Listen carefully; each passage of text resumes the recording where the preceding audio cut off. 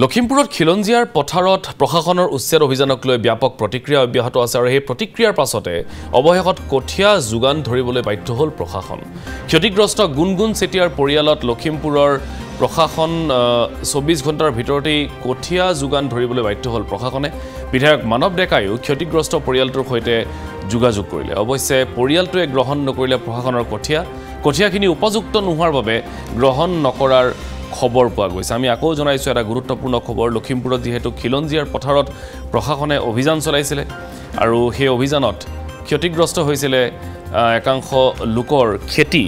তাৰ পাছতে ভিন্ন পৰ্যায়ত এই গোটেই ঘটনাৰ প্ৰতিক্ৰিয়া হ'ল আৰু তাৰ পাছত অৱশেষত প্ৰশাসনে তেওঁলোকৰ কঠীয়া ঘূৰাই দিয়াৰ এটা সিদ্ধান্ত গ্ৰহণ কৰিলে। ক্ষতিগ্ৰস্ত গুণগুণ চেতিয়াৰ পৰিয়ালক লখিমপুৰ প্ৰশাসনে 24 ঘণ্টাৰ ভিতৰতেই কঠীয়া যোগান ধৰিলে। কিন্তু বিধায়ক মানৱ ডেকায়ো তেওঁলোকৰ সৈতে কথা বতৰা পাতিছিল, কিন্তু খবৰ পোৱা গৈছে যে পৰিয়ালটোৱে এই কঠীয়া গ্ৰহণ নকৰিলে কাৰণ কঠীয়াখিনি উপযুক্ত নহয়। যেহেতু আজি আমাৰ বিভাগলৈ এটা নিৰ্দেশনা আহিছিলে যে উচ্ছেদৰ সময়ত মানে যিবিলাক আমাৰ শালি ধানৰ যিটো কঠীয়া আছিলে, শালি ধানৰ কঠীয়াবিলাকৰ মানে অনিষ্ট হৈছে। চ' সেই অনুপাতে আমাৰ যিহেতু নিৰ্দেশনা অনুযায়ী আমি অলপমান আমাৰ যিবিলাক আমাৰ ৰাজহুৱাভাৱে আমাৰ কঠীয়া সিঁচা হয়, সেই কঠীয়াৰ পৰা আমি অলপমান কঠীয়া আমি যোগানৰ বাবে আমি লৈ আহিছিলোঁ লগত। আমাৰ লগত আছে এতিয়া বৰ্তমান ৰঞ্জিত চাবুৱান আৰু স্বৰ্ণ চাবুৱান বুলি দুটা আমাৰ জাত আমি লৈ আহিছিলোঁ লগত। চ' খুব ভাল জাত আছিলে সেই দুটাও। যিহেতু আমি পৰিস্থিতিটোৰ বিষয়ে আমি সম্পূৰ্ণ জ্ঞাত নহয়, গতিকে আমি তেওঁলোকৰ পৰাও দুআষাৰ আমি মত বিনিময় কৰিলোঁ, কথাবিলাক বুজিলোঁ কি হৈছিলে। আৰু পৰৱৰ্তী সময়ত তেওঁক যিখিনি তেওঁ কঠীয়া পাৰিছিলে তেনেকুৱা ধৰণৰ কঠীয়া আমি যোগান ধৰিব পাৰোঁ নেকি তাৰ সম্পূৰ্ণ ব্যৱস্থাটো আমি ল'বলৈ এতিয়া আমি সম্পূৰ্ণ কথা বতৰাবিলাক আমি আগবঢ়াওঁগৈ।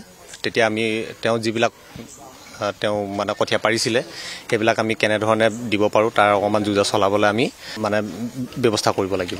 এইখিনি কঠীয়া উপযুক্ত হ'বনি বুলি এতিয়া মই ক'ব নোৱাৰোঁ, কাৰণ যিহেতু আমি এইখিনি কঠীয়া একেবাৰে ৰুইয়ে পোৱা নাই আজিলৈকে। ইয়াত নতুন নাম শুনিছোঁ, মই আজিলৈকে এইকেইটা নামেই শুনা নাই। যিহেতু আমি যিখিনি কঠীয়া পাৰি থৈছিলোঁ, যিখিনি খেতি কৰোঁ সেইখিনি কঠীয়া নহয়। গতিকে এতিয়া আৰু ৰুবলৈ যিহেতু সময়ো হোৱা নাই, এডোখৰত বহুত পানী আছে তাৰ কাৰণে চাপৰ হ'ব আৰু বামডোখৰত পানী নাই, সেইকাৰণে কঠীয়াখিনি এতিয়া আমি ৰাখিব নোৱাৰিম যিহেতু ৰুবলৈ হোৱা নাই।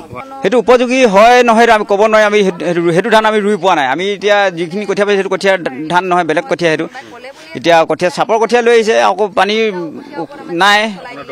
এডোখৰ দ আছিলে, ইমান পানী আছে, আঢ়ৈ ফুট পানী আছে। এডোখৰ পানী শুকাব লাগিব, যিডোখৰ বাম এডোখৰ।